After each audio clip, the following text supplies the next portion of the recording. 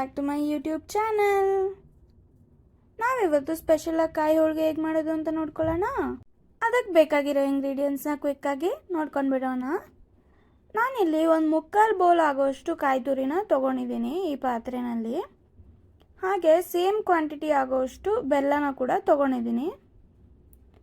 ಒಂದು 30 ಗ್ರಾಮ್ ಆಗೋಷ್ಟು ಅಕ್ಕಿ ಹಿಟ್ಟನ್ನ ತೊಗೊಂಡಿದ್ದೀನಿ, ಸ್ವಲ್ಪ ಬೈಂಡಿಂಗ್ಗೋಸ್ಕರ.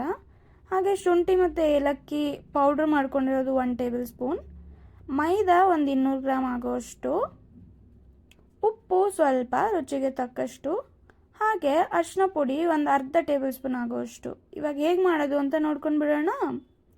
ಫಸ್ಟು ಒಂದು ಮಿಕ್ಸಿ ಜಾರ್ನ ತೊಗೊಂಡು ಅದಕ್ಕೆ ಸ್ವಲ್ಪನೇ ಕಾಯಿ ತುರಿ ಹಾಕ್ಕೊಂಡು ಇದರ ಸ್ವಲ್ಪ ಕಾಯಿ ತುರಿ ಹಾಕ್ಕೊಳ್ಳೋಣ. ಚಿಕ್ಕ ಜಾರ್ ತೊಗೊಂಡಿದ್ದೀನಿ ನಾನಿಲ್ಲಿ, ಒಂದು 2-3 ಸತಿ ರುಬ್ಕೊಳ್ಳೋ ಹಾಗೆ. ಅದಕ್ಕೆ ಇವಾಗ ಸ್ವಲ್ಪ ಅಕ್ಕಿ ಹಿಟ್ಟು ಹಾಕ್ಕೋತಾ ಇದ್ದೀನಿ, ಅದು ಬೈಂಡ್ ಚೆನ್ನಾಗಿ ರುಬ್ಕೊಳ್ಳಿ ಅಂತ ಅಷ್ಟೇ. ಇವಾಗ ಅದಕ್ಕೊಂದು ಸ್ವಲ್ಪ ನೀರು ಹಾಕ್ಬಿಟ್ಟು ಈ ಥರ ರುಬ್ಕೊಂಬಿಡೋಣ. ಹಾಗೆ ಎಲ್ಲ ಕಾಯಿ ತುರಿ ರುಬ್ಕೊಂಡ್ಮೇಲೆ ಈ ಥರ ಒಂದು ಕಡಾಯಿ ಇಟ್ಕೊಂಡು ನೋಡಿ ಈ ಥರ ಬೆಲ್ಲ ಹಾಕ್ಕೋತಾ ಇದ್ದೀನಿ ಪಾತ್ರೆಗೆ. 1 ಲೋಟ ಆಗೋಷ್ಟು ನೀರು ಹಾಕ್ಕೋತಾ ಇದ್ದೀನಿ. ಇನ್ನು ಸ್ವಲ್ಪ ಕಡಿಮೆ ಹಾಕ್ಕೊಂಡ್ರೂ ಪರವಾಗಿಲ್ಲ, ನಂದಿಲ್ಲಿ ಸ್ವಲ್ಪ ಜಾಸ್ತಿ ಆಯಿತು ಅಂತ ನಂಗೆ ಅನ್ನಿಸ್ತು.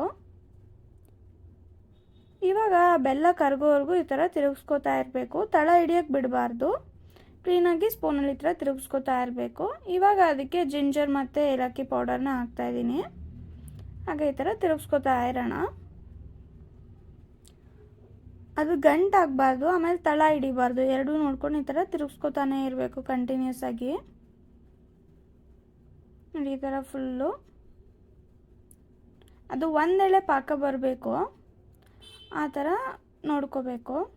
ಆ ಪಾಕ ಹೆಂಗೆ ಚೆಕ್ ಮಾಡ್ಕೊಳ್ಳೋದು ಅಂದರೆ, ಒಂದು ಬೌಲಲ್ಲಿ ನೀರು ತೊಗೊಂಡು ಈ ಥರ ಹಾಕಿದ್ರೆ ಅದು ಗಟ್ಟಿ ಆಗಬೇಕು. ಗಟ್ಟಿ ಆದರೆ ಒಂದೆಳೆ ಪಾಕ ಬಂದಿದೆ ಅಂತ ಅರ್ಥ. ಇವಾಗ ನೋಡಿ ಆ ಥರ ಬರ್ತಾ ಇಲ್ಲ, ಇನ್ನು ಸ್ವಲ್ಪ ನೋಡ್ತಾ ಇರಬೇಕು, ಚೆಕ್ ಮಾಡ್ಕೋತಾ ಈ ಥರ ಮಾಡ್ತಾ ಇರಬೇಕು. ನೋಡಿ ಈ ಥರ ಹಾಕಿ ಹಿಂಗೆ ಎತ್ತಿದ್ರೆ ಸ್ವಲ್ಪ ಕೈಗೆ ಸಿಗಬೇಕದು. ನೋಡಿ ಈ ಥರ ಆದರೆ ಸಾಕು. ಇವಾಗ ಇದಕ್ಕೆ ನಾವು ಕಾಯಿ ತುರಿನ ಆ್ಯಡ್ ಮಾಡ್ಕೋಬೋದು ಅಂತ. ಇಲ್ಲಿವರೆಗೂ ಒಂದು ಪಾಕ ತೆಗ್ದಿದ್ದೀವಿ. ಇವಾಗ ಇದಕ್ಕೆ ರುಬ್ಬಿರೋ ಅಂಥ ಕಾಯಿ ತುರಿ ಮತ್ತು ಅಕ್ಕಿ ಹಿಟ್ಟನ್ನ ರುಬ್ಬಿರ್ತೀವಲ್ಲ, ಅದನ್ನು ಫುಲ್ ಇದಕ್ಕೆ ಆ್ಯಡ್ ಮಾಡ್ಕೊಂಬಿಡೋಣ. ಈ ಥರ ಫುಲ್ ಆ್ಯಡ್ ಮಾಡಿಕೊಂಡು ಈ ಥರ ನಿಧಾನಕ್ಕೆ ಕೈಯಲ್ಲಿ ತಿರುಗಿಸ್ಕೋಬೇಕಾಗತ್ತೆ. ಇದು ಗಂಟಾಗಕ್ಕೆ ಬಿಡಬಾರ್ದು, ಕೈಯಲ್ಲಿ ತಿರುಗಿಸ್ತಾನೇ ಇರಬೇಕು. ಸ್ವಲ್ಪ ಪೇಷನ್ಸ್ ಟೆಸ್ಟ್ ಮಾಡುತ್ತೆ, ಕೈ ನೋವು ಕೂಡ ಬರ್ಬೋದು. ಇದರ ನೋಡಿ ಕ್ಲೀನಾಗಿ ನಿಧಾನಕ್ಕೆ ತಿರುಗಿಸ್ಕೊಳ್ಳಿ, ಗಂಟಾಗದೇ ಇಲ್ಲದಿರೋ ಥರ.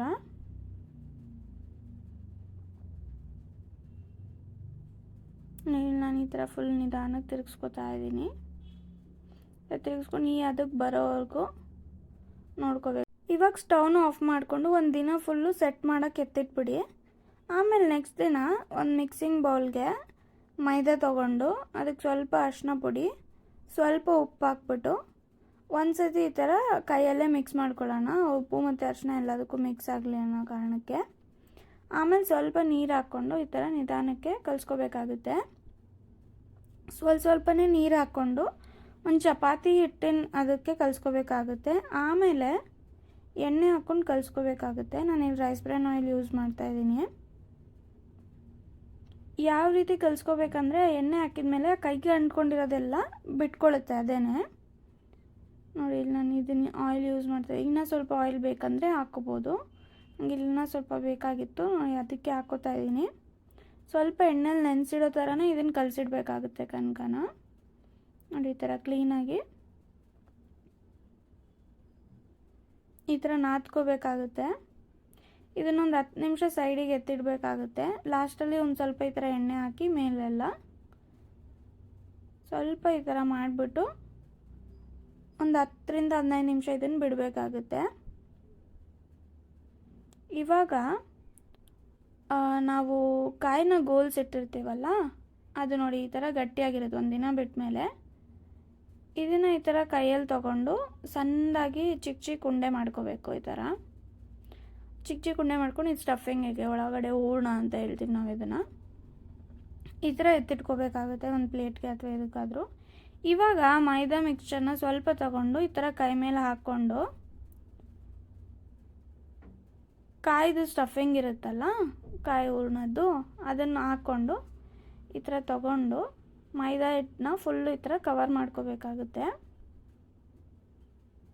ಈ ಥರ ಕ್ಲೀನಾಗಿ ಕವರ್ ಮಾಡ್ಕೊಂಡು ಸ್ಟಫಿಂಗ್ ಆಚೆ ಬಂದಿಲ್ಲ ಅಂದರೆ ಒಬ್ಬಟ್ಟು ಚೆನ್ನಾಗಿ ಆಗುತ್ತೆ. ಯಾಕಂದರೆ ನಾವು ಅದನ್ನು ಒತ್ತುತ್ತೀವಲ್ಲ ಆವಾಗ ಅದು ಆಚೆ ಬರೋ ಚಾನ್ಸಸ್ ಇರುತ್ತಿಲ್ಲ, ಅಂದರೆ ಕ್ಲೀನಾಗಿ ಒತ್ತಬೇಕಾಗುತ್ತೆ. ಈ ಥರ ಮೇಲೊಂದು ಕವರ್ ಹಾಕ್ಕೊಂಡು ಈ ಥರ ಕೈಯಲ್ಲಿ ನೀಟಾಗಿ ಈ ಥರ ಪ್ರೆಸ್ ಮಾಡ್ಕೋಬೋದು ಅಥವಾ ಸ್ವೈಪ್ ಮಾಡಿಕೊಂಡ್ರೂ ಆಗುತ್ತೆ. ನೋಡಿ ಈ ಥರ ಎಳ್ಕೊಂಡ್ರೂ ಚೆನ್ನಾಗೇ ಬರುತ್ತೆ. ಬಟ್ ನೋಡ್ಕೊಂಡು ಮಾಡಬೇಕು, ತುಂಬ ತೆಳುವು ಮಾಡಿದ್ರೆ ಅದು ಫುಲ್ ಆಚೆ ಬಂದರೆ ಚೆನ್ನಾಗಿರಲ್ಲ, ಬೇಯಿಸೋಕ್ಕೂ ಕಷ್ಟ ಆಗುತ್ತೆ. ಇವಾಗ ತವ ಮೇಲೆ ಈ ಥರ ಫುಲ್ ಒಂದು ಸತಿ ಈ ಥರ ಎಣ್ಣೆಯಲ್ಲಿ ಬ್ರಷ್ ಮಾಡ್ಕೊಂಬಿಟ್ಟು ಇವಾಗ ಹೋಳಿಗೆ ಹಾಕ್ಕೊಂಡ್ಬಿಡೋಣ. ಹಾಕ್ಕೊಂಬಿಟ್ಟು ಎರಡೂ ಸೈಡು ಒಂದು 2 ಮಿನಿಟ್ಸ್ ಆಗೋವರೆಗೂ ಬೇಯಿಸ್ಕೋಬೇಕಾಗುತ್ತೆ. ನೋಡಿ ಈ ಥರ ಕ್ಲೀನಾಗಿ ಸ್ವಲ್ಪ ಕೆಂಪಗೆ ಬರೋವರೆಗೂ ಬೇಯಿಸ್ಕೊಂಡ್ರೆ ಸಾಕಾಗುತ್ತೆ. ತುಂಬ ಬೇಯಿಸ್ಕೊಂಡ್ರೆ ಹೊತ್ತೋಗ್ಬಿಡುತ್ತೆ. ನೋಡಿ ಈ ಥರ ಆದರೆ ಸಾಕು. ಈ ಥರ ಆಗಿ ಇವಾಗ ಪ್ಲೇಟಿಗೆ ಟ್ರಾನ್ಸ್ಫರ್ ಮಾಡ್ಕೊಂಡು ತಿನ್ಕೊಂಬಿಡಿ. ನೀವು ಟ್ರೈ ಮಾಡಿ, ಇಷ್ಟ ಆಗಿದೆ ಅಂದರೆ ಸಬ್ಸ್ಕ್ರೈಬ್ ಮಾಡ್ಕೊಳ್ಳಿ. Thank you.